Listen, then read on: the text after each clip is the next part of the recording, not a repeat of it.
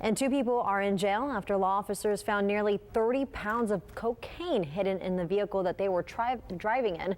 Earlier this week, agents with the Clayburgh County's Attorney's Specialized Crimes and Narcotics Task Force pulled over this vehicle for a traffic violation. And while issuing a warning to the driver, the passenger seemed overly nervous, which prompted agents to bring over a narcotic canine. And after the dog alerted to the presence of narcotic odor, officers searched the vehicle and found a hidden compartment. In all, 28.5 pounds of cocaine were discovered bundled up.